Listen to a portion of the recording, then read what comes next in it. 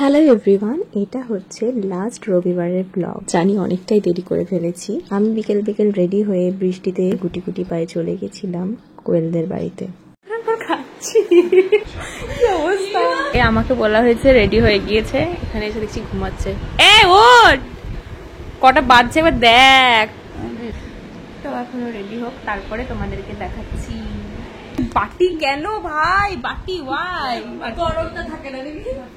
ও এইখানে আমাদের বৌমা এসে এত এত খাবার দিয়ে গেছে। আমি জানি না কি করে খাবো, বাট কতটা খেতে পারি। তুই কি খাবি? বৌমা আজকে চা বানিয়েছে।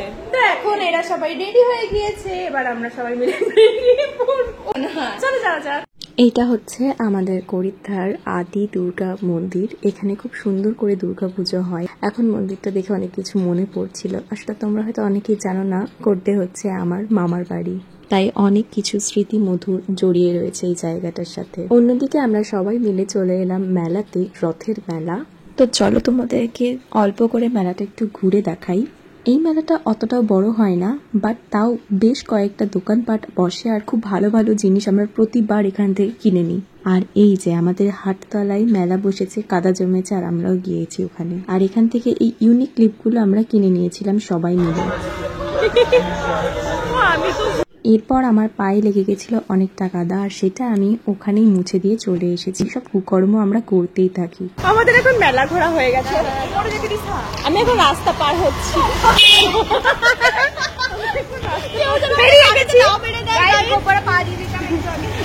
অনেক কষ্টে আমরা ড্রেস পেরোলাম, কাদা পেরোলাম। তো এরপর আমরা যাবো আবার শিউরি। কোথায় যাবো দেখতে থাকো।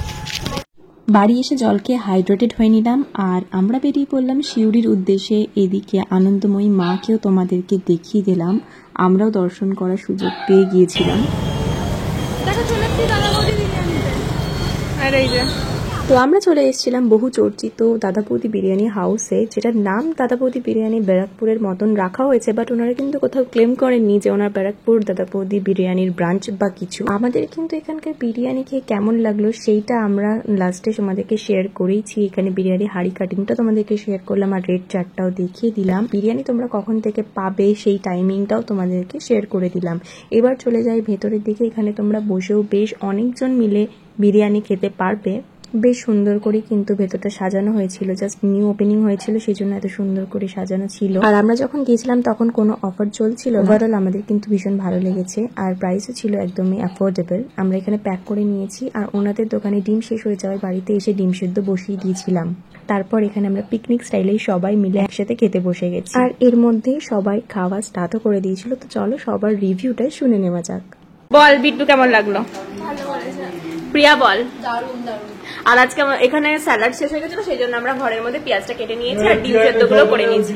বাবাই বল কেমন লাগলো? দারুন। এসা বল। কোয়েল বল। দারুন। মা বলো কেমন লাগলো? দারুন। ভালো লেগেছে? তুই বল। সেরা। হ্যাঁ, এখন প্রথম না খেয়ে আমার গন্ধ খুবই ভালো লেগেছে, আমি উপর থেকে পাচ্ছি। খেয়ে বলা যাক কেমন লাগছে। কাজু দেয় না, একদমই তাই, একদম লাইট ওয়েট। কেওড়া জল, গোলাপ জল এগুলোর বেশি কিন্তু স্মেল আসছে না, আর মশলাও খুব একটা বেশি নেই। চিকেনের পিসগুলো তেলও নেই বেশি। চিকেনের পিসগুলো বেশ ভালোই আছে, বড় বড়। তো তোমরা যারা খাবে ভাবছো তাড়াতাড়ি চলে যাও, আর তাড়াতাড়ি শেষ হয়ে যায়। কিন্তু এখানকার বিশেষত হচ্ছে যে মাঝে মাঝে এরকম কিসমিস পাওয়া যাচ্ছে, তাতে কিন্তু টেস্টটা বেশ ভালোই লাগছে। এরপর আমরা সবাই মিলে একটু কোল্ড ড্রিঙ্কস খেয়ে নিলাম, তারপর আমাদের রাতের ডিনার কমপ্লিট হয়ে গেল।